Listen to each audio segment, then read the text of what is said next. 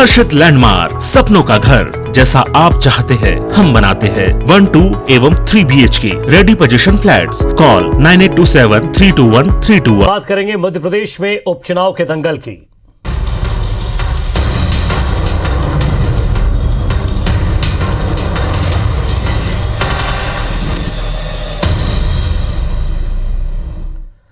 विजयादशमी के बाद कांग्रेस पूरे दमखम के साथ चुनावी प्रचार में उतरने की तैयारी में है। खुद कमलनाथ अपने दौरे तेज करने वाले हैं। कमलनाथ 17 अक्टूबर को पृथ्वीपुर विधानसभा क्षेत्र के जेरोन में बूथ मंडलम कमेटियों के साथ रणनीति बनाएंगे, साथ ही एक सभा को संबोधित भी करेंगे। 18 अक्टूबर को खंडवा लोकसभा क्षेत्र के पुनासा में बूथ मंडलम कमेटियों के पदाधिकारियों के साथ बैठक करेंगे और फिर चुनावी सभा को संबोधित करेंगे। 19 अक्टूबर को कमलनाथ रैगांव विधानसभा के पटपरनाथ धाम में दर्शन करने के बाद जनसभा करेंगे। 20 अक्टूबर को कमलनाथ खंडवा लोकसभा क्षेत्र के बागली और पंधारा में कार्यकर्ताओं से मुलाकात के बाद जनसभा को संबोधित करेंगे।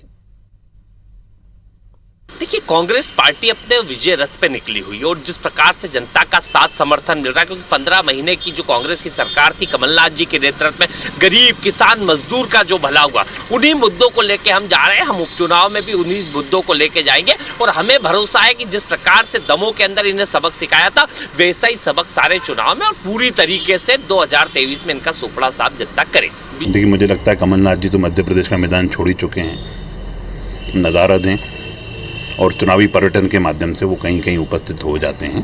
प्रदेश की जनता उनको नकार चुकी है, कांग्रेस के लोग उनको नकार चुके हैं। अब मुझे लगता है कि कमलनाथ जी को मध्य प्रदेश से इस चुनाव में, उपचुनाव में भी जनता उनको अलविदा कहने वाली है। मध्य प्रदेश में खंडवा लोकसभा सीट समेत फतेहपुर, रैगांव और जोबट विधानसभा सीट पर होने जा रहे उपचुनाव के लिए बीजेपी ने माइक्रो मैनेजमेंट शुरू कर दिया है। बीजेपी हर बूथ पर पन्ना समिति बनाने जा रही है, जो पन्ना प्रभारियों के अंडर में काम करेगी। ये समितियां संगठन के जरिए सरकार तक सूचना देगी। केंद्र और राज्य सरकार की किन किन योजनाओं से कितनी बार परिवार वंचित हैं, ऐसे परिवारों को लाभ दिलाने का काम भी ये समितियां करेंगी। खंडवा लोकसभा क्षेत्र में ये फॉर्मूला लागू कर चुकी बीजेपी अब उपचुनाव वाली सभी विधानसभा सीटों पर भी इस फॉर्मूले को लागू कर रही है। उपचुनाव में यह फॉर्मूला तब सफल होता है तो बीजेपी मिशन 2023 के पहले इस फॉर्मूले पर पूरे प्रदेश में काम करेगी। इधर कांग्रेस का दावा यह है कि उनके कार्यकर्ता भी बूथ स्तर पर तैनात हैं। उपचुनाव में कांग्रेस बूथ स्तर पर मजबूत है। भाजपा हर चुनाव पूरी दमदारी के साथ लड़ती है, नीचे उतर के लड़ती है।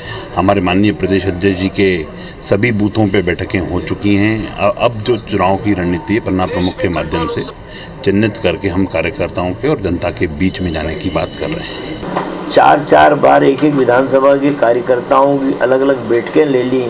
माइक्रो लेवल पे हमने बूथ कमेटियां बना के उनको सौंप दिए कि आप इतने वोटर तक आपकी जवाबदारी, इतने वोटर तक आपकी जवाबदारी। तो हम दमोह पैटर्न पे चुनाव लड़ रहे हैं। और ज्यादा बातचीत के लिए हमारे संवाददाता हमारे साथ सुधीर दंडूतिया जुड़ रहे हैं। सुधीर, लगातार चुनाव प्रचार को लेकर पार्टियां कमर कस चुकी हैं, दौरे भी चल रहे हैं, लेकिन दशहरे के बाद ये और ज्यादा देखने को मिलेंगे। कांग्रेस करिए हम कसावट ला रहे हैं, कमलनाथ जी लगातार दौरे करेंगे, तो साथ ही साथ बूथ स्तर मंडलम सेक्टर तक भी बैठकें हैं, उन्हें मजबूत करने की बात है। कांग्रेस का दावा है कि वो जिस पैटर्न पर, दमोह पैटर्न पर चुनाव लड़ी थी, दमोह पैटर्न पर चुनाव जीती थी, उसी पैटर्न पर लड़ेगी। बीजेपी कह रही है कि केवल और केवल कमलनाथ जी चुनाव पर्यटन कर रहे हैं, कहीं कहीं नजर आ रहे हैं, हर जगह नहीं है। हमारी तैयारी साल भर पहले की है।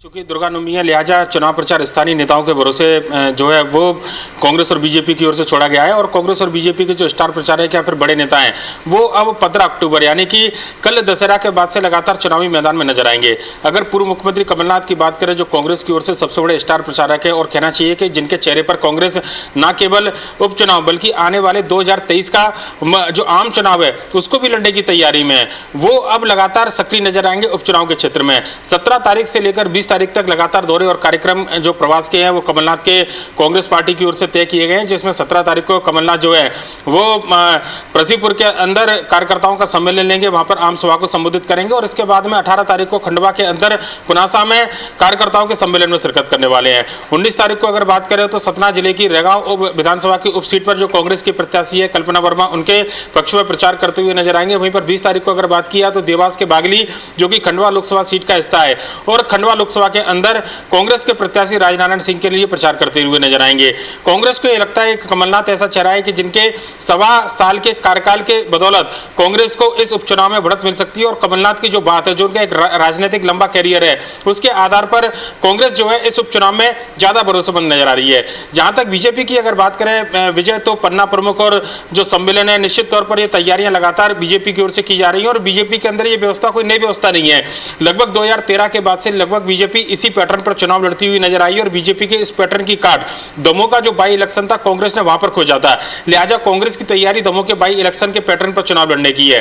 पर बड़े नेताओं के प्रवास कार्यक्रम बीजेपी की ओर से भी तय किए जा रहे हैं। अगर हम बात करें तो कल मुख्यमंत्री शिवराज सिंह चौहान रेगांव जाएंगे, वहां पर जो विजय संकल्प पर्व बीजेपी का उसमें शिरकत करेंगे और हाल ही में कांग्रेस के जो कार्यकर्ता बीजेपी में शामिल हुए उनमें से किसी एक कार्यकर्ता के निवास पर जाकर बीजेपी का झंडा फहराएंगे और विजय का शंखनाद जो है विजय पताका के माध्यम से बीजेपी की ओर से किया जाएगा।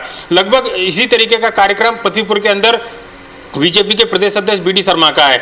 बीडी शर्मा पृथ्वीपुर में बीजेपी के कार्यकर्ता के निवास पर जाकर विजय संकल्प पर्व में शामिल होंगे और विजय पताका फहराएंगे और उसके बाद लगातार सघन दौरे कार्यक्रम जो है वो बीजेपी और कांग्रेस की ओर से बड़े नेताओं को देखने को मिलेंगे।